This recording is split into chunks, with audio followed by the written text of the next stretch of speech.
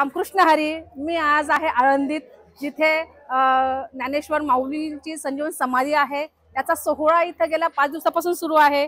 तर रामकृष्ण हरी माऊली, आपण आहात श्री राधाकृष्ण मठाच्या मठाधिपती। तर आजच्या कार्तिकी एकादशीचं महत्व आपण काय सांगणार? एकादशी तर सर्वच असतात, पण ही वद्य एकादशी मध्ये माऊलींची समाधी संजीवनी समाधी सोहळा असतो। त्या निमित्तानं पूर्ण आळंदीमध्ये जिथं तिथं हे सप्ताह चालू असतो संजीवनी समाधी निमित्त। यावेळेस अखंड हरिनाम सप्ताह आणि ज्ञानेश्वरी पारायण असं सर्व मठामठात आश्रमामध्ये आणि जिथे जिथे हे असतील कार्य, तर हे सर्व जिल्ह्यातून महाराष्ट्रातून हे सर्व वारकरी येतात आणि असा समाधी सोहळा करतात। कारण आजच्या ह्या सोहळ्याचं महत्त्वच असं आहे की त्याला या एकादशीला आपण देव उठते एकादशी म्हणतो। म्हणजे निद्रस्त झालेले देव आज उठतात आणि प्रत्यक्ष पांडुरंग माऊलींच्या भेटीला आज येत असतात। म्हणजे खरं तर हा देव आणि भक्तांचा मिलनाचा सोहळा आहे। याबद्दल आपण काय सांगणार?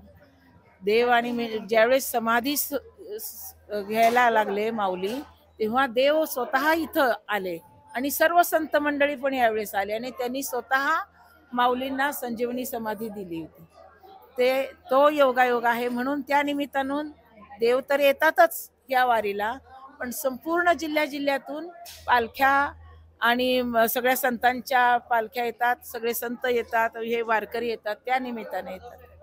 म्हणजे जशी भव्यदिव्य आपली आषाढी वारी असते, तशीच ही कार्तिकी वारी असते। म्हणजे खरं तर ही आपली आळंदीची यात्रा आहे आणि त्या निमित्त इथे हजारो वारकरी भाविक भक्तगण सगळे येत असतात, माऊलींचं दर्शन घेत असतात आणि ज्यांना शक्य आहे ते 5 दिवस इथं निवासाला असतात। सगळे आळंदी त्यांची अगदी छान सोय करत असते आणि असं हे माऊलींचं दर्शन घेऊन अगदी समाधानानं घरी जात असतात। हो बरोबर, अगदी खूप छान। रामकृष्ण हरी माऊली।